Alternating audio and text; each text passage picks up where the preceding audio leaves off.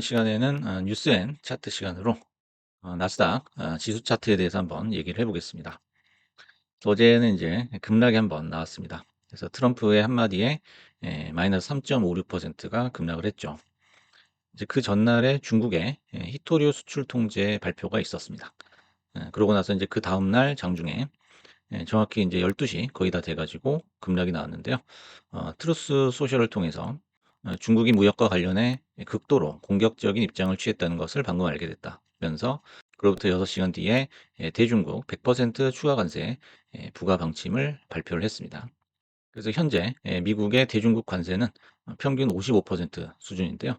여기에 이제 100% 관세가 추가가 되면은 미국으로 들어오는 중국산 제품은 평균 155%의 관세를 적용받을 것으로 전망이 되고 있습니다.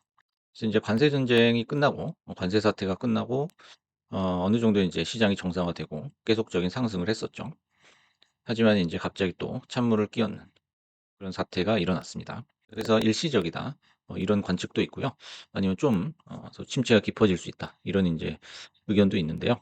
시간이 지나봐야 알겠지만은 그 분기점이 될 그런 이제 이벤트가 하나 있죠. 그래서 에이펙 정상회의입니다. 지금 이제 지금으로부터 한 3주 정도 뒤에 열리게 되는데요. 10월 31일 에이펙 정상회의에서 트럼프랑 시진핑이 만남이 성사가 되느냐. 이게 굉장히 중요한 관건으로 떠오르고 있죠. 하지만 이제 이 성사 여부와 관계없이 어느 정도의 조정은 계속될 수 있겠다라는 거죠. 그래서 주식시장 하락이라는 것은 악재를 깔고 있는 그 불투명성 때문에 생기는 거예요.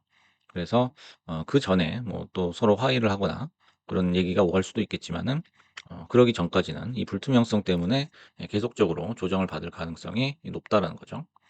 그래서 이제 과거 우리가 정말 악몽 같았던 그 2월 말에 하락이 있었습니다.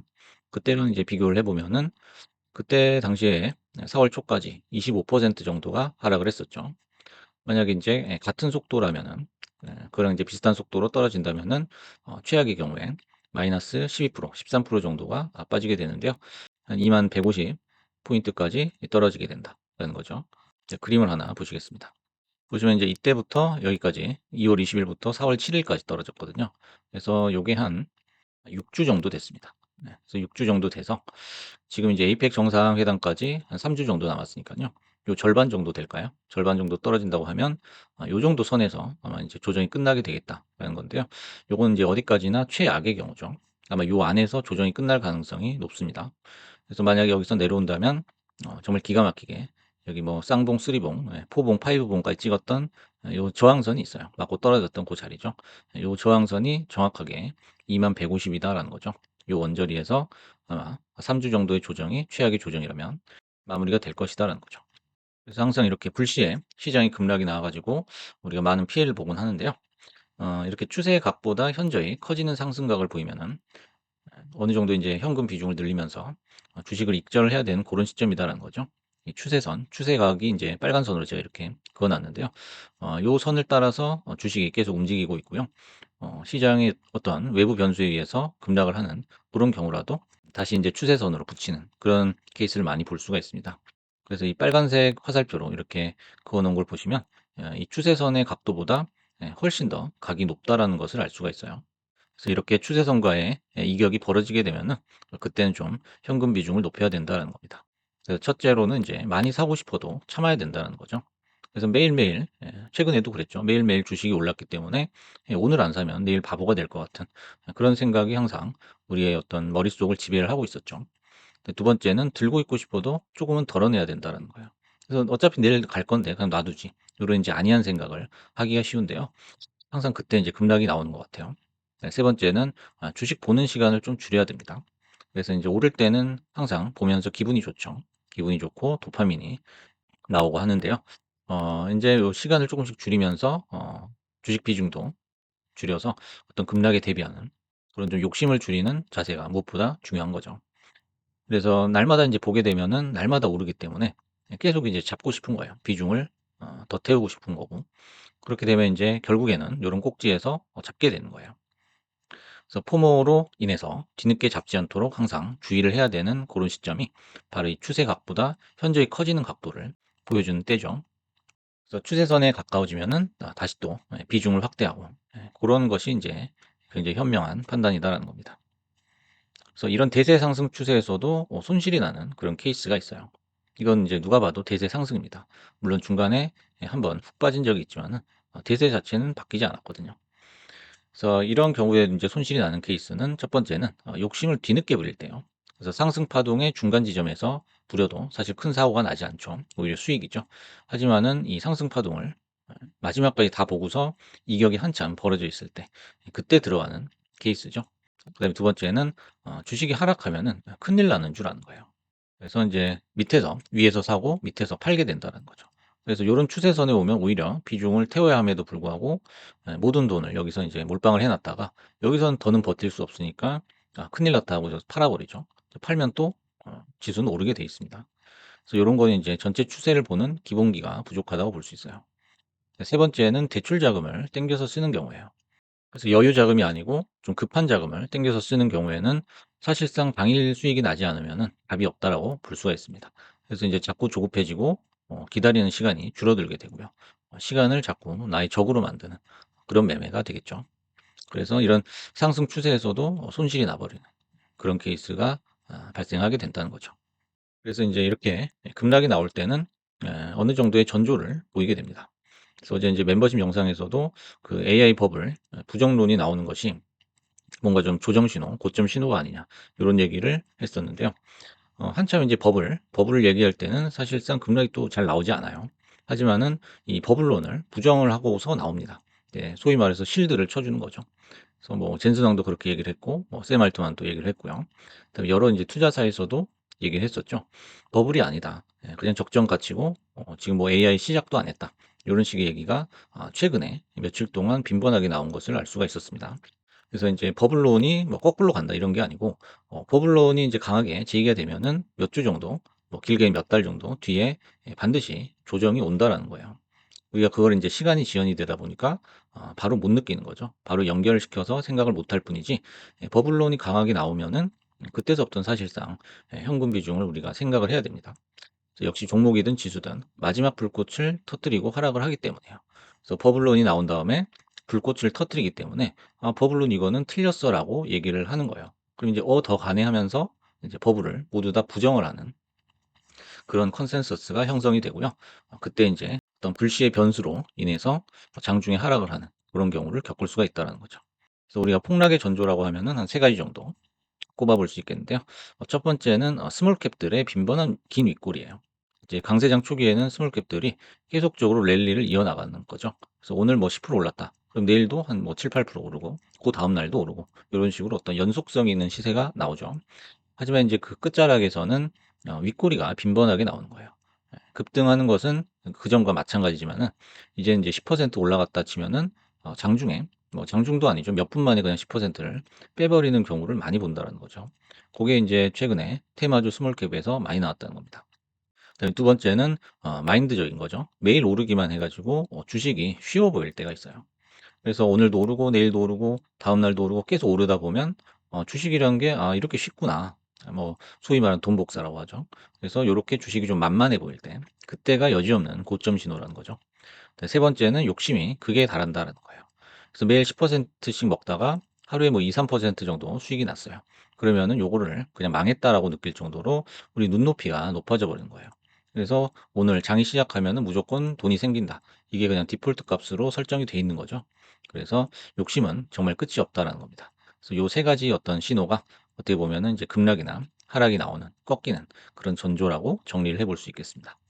그래서 우리가 2월 말부터 4월 초까지 이미 예방 주사를 맞았기 때문에 덮어 놓고 인제 무서워하진 말아야 된다는 뭐 세상 처음 보는 그런 관세 사태였죠. 그렇기 때문에 '이게 도대체 얼마나 떨어질까? 정말 대세가 하락으로 기우는 게 아니냐.' 이런 걱정을 많이 했죠. 하지만은 뭐 두 달도 안 가서 그냥 이제 올라가는 그런 모습을 봤기 때문에 인제 이미 예방 주사를 맞았다고 할 수가 있어요. 그래서 덮어 놓고 그냥 뭐 공포에 두려워하거나 그럴 필요는 없다는 거죠.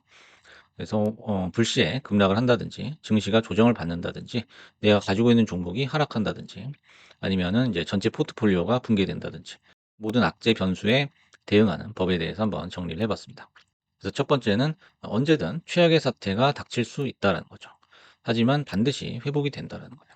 그래서 35년 차트라고 했는데요. 한번 보겠습니다. 뭐 이전에도 인제 차트가 있지만 HTS에는 최근에 인제 한 35년 정도까지 인제 데이터가 나와 있습니다. 여기서 보면은 딱 두 군데 엄청난 하락이 있었습니다. 이게 인제 닷컴 버블이고 이게 인제 코로나 유동성 장세가 붕괴가 됐을 때예요. 딱 요 두 개 말고는 사실 이렇다 할 대세 하락이 없었습니다. 요 중간에 인제 뭐 리만 브라더스 사태가 있지만 요거에 비하면 사실 아무것도 아니라는 것을 알 수가 있습니다. 월봉 기준 해 가지고 20 선이 눈에 띄게 크게 하락한 것, 하락 전환한 것은 딱 두 번이에요.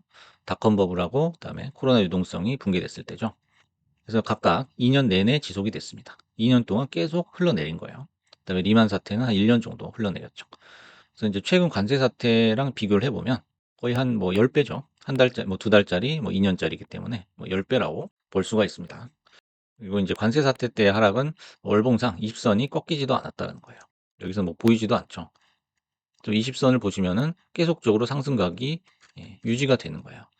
상 각도가 약간 좀 뭐 둔화가 됐다 요렇게 표현할 수 있겠지만 대세 상승에는 아무 변화가 없죠. 그래서 반드시 인제 회복이 된다라는 거예요.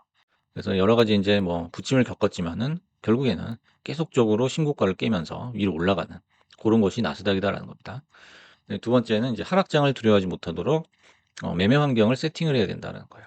그래서 상승장에서 비중을 많이 태워 놓으면 우리가 사실상 기도를 할 수밖에 없어요. 어떤 대처가 안 되죠. 항상 개장을 하면 뭐 "올라라." 하고 기도를 할 수밖에 없는 거죠. 이거 대신에 인제 급락이 와도 대비할 수 있는 플랜을 늘 짜야 됩니다. 그래서 지면에서 멀어지면 욕심을 쪼금씩 덜어내야 한다라는 거죠. 그래서 아까 보셨던 그 추세선에서 멀어지게 되면은 쪼금씩 뭔가를 조정을 해 줘야 된다는 거죠. 하지만 인제 이렇게 못하는 이유는 더 올라갈까 봐 또는 무한정 올라갈까 봐라는 거죠. 결국엔 인제 내가 못 잡으면 배가 아파서 못 견디는 겁니다. 자, 그림을 한번 보시겠습니다. 요 위치를 한번 보실게요. 그래서 3봉 이상으로 지금 저항을 맞고 있다는 거죠. 그래서 이 정도 시그널이면은 인제 내릴 거니까 제발 좀 나가라." 요렇게 해석을 해도 전혀 무리가 없죠. 그래서 사실상 뭐 관세 사태가 없어 가지고 올라갔다 하더라도 여기서 잠깐 쉬는 것은 이론적으로는 굉장히 높은 확률을 맞다라는 거죠. 그래서 3봉 이상인데도 주식을 더 사는 이유는 뭐냐 이거예요. 마지막 시그널을 줬는데도 탈출을 하지 않고 현금 비중을 늘리지 않고 여기서 더 사는 이유는 안 사고 배 아파서 일어나는 복통이 계좌가 녹는 상실감보다 더 아프다고 생각을 하는 거예요. 그래서 정말 올라가 가지고 정말 배가 아픈 거죠. 남들은 다 버는데 나는 못 버는. 그 고통이 이런 상실감보다 훨씬 더 심하다는 거예요. 다시 말해서 계좌 손실은 참을 수가 있지만 기회를 놓치게 되면 내 것을 빼앗겼다고 착각을 한다는 겁니다. 그래서 이 올라가는 것을 내가 한 번쯤 상상을 여기서 해 봤다는 거예요. 그것을 인제 '내 거다.'라고 이제 상상을 하는 거죠. 실제로 올라가게 되면. 그래서 그 포모가 올까 봐 무서워 가지고 기어이 여기서 잡게 됩니다. 그래서 인제 손실을 추가로 누적을 시키게 되는 거죠. 그래서 이런 이제 일련의 과정들은 결국 '돈 욕심에 지배당한 것이다.'라는 거예요. 이걸 복잡하게 생각할 필요가 없다는 거죠. 결국에는 돈 욕심 요거 하나 때문에 이런 사태가 벌어지게 된다는 거예요. 그러면 그 반대로 우리가 주식을 지배하기 위해서는 어떻게 해야 되느냐 이거죠. 그래서 세 번째 보시면은 포트폴리오 운영은 온오프 스위치가 아니라 이퀄라이저 방식이다라는 거예요. 그래서 그림을 하나 보시겠습니다. 이 왼쪽이 인제 온오프 스위치예요. 그다음에 오른쪽이 사운드를 조정을 하는 거죠. 이퀄라이저고요. 그래서 인제 온오프 스위치는 단 두 가지의 선택지를 만들어 놓고 무엇이 최고의 선택일지 요거를 항상 계속적으로 고민을 하는 거죠. 그래서 살까 말까, 팔까 말까 요것만 계속적으로 심각하게 고민을 하는 거예요. 하지만 이퀄라이저는 좀 다르죠. 이거는 최적의 사운드를 맞추는 과정이거든요. 그러니까 이퀄라이저를 쓰는 이유는 우리가 편안하고 듣기 좋은 그리고 안정적인 그런 사운드를 내 입맛에 맞게 설정을 하기 위해서 사용을 하는 겁니다. 그래서 사냐 마냐 파냐 마냐를 고민하는 것은 영원한 초보다라는 거예요. 그 주식을 살 때 매수를 할 때도 100가지 이상의 스펙트럼이 분명히 존재한다는 겁니다. 어떤 방식으로 살지 어떤 식으로 분할을 해서 살지 그리고 이런 케이스에서는 이런 상황이 오면 어떤 식으로 매수를 할지 비중을 조절할지 이런 것까지 따지면은 굉장히 다양한 선택지가 생길 수밖에 없다는 거죠. 그래서 이제 주식 매매라는 것은 어떻게 보면 강자 생존이 아니고 적자 생존이다라는 거예요. 그래서 무조건 강하게 O냐 X냐 요거를 판단할 수 있는 어떤 승부사 기질보다는 시장 상황에 맞춰 가지고 유연하게 생각하고 실행할 수 있는 그런 어떤 유연성 그런 것이 훨씬 더 유효하다라는 거예요. 특히나 인제 갑자기 이렇게 하락이 왔을 때나 이럴 때는 욕심을 좀 줄이고 다른 안전 자산이라든지 대체 종목으로 갈아탔던 분들이 어제 같은 경우에도 손실을 상당 부분 줄일 수 있었을 것이다라는 거예요. 그래서 인제 수익을 내는 것도 중요하지만 항상 손실을 줄이는 그 노력이 훨씬 더 중요하다. 그래야 인제 그 장기적으로 적자 생존을 할 수가 있다라는 거죠. 그래서 요거를 인제 끝으로 3 개를 정리를 해 봤는데요. 하락이 어느 정도 선에서 마무리가 될지는 인제 좀 더 지켜봐야 되겠지만은 이제 한 가지 분명한 거는 주식 시장은 다시 또 회복이 될 것이다라는 거예요. 그래서 급락을 하더라도 반드시 대세, 추세를 거스를 수는 없기 때문에 쪼끔만 더 참으시면은 다시 또 상승하는 그런 좋은 날을 볼 수 있을 거라고 생각을 합니다. 그래서 오늘은 뉴스앤차트 시간으로 어제의 나스닥 급락에 대해서 얘기를 해 봤습니다. 감사합니다.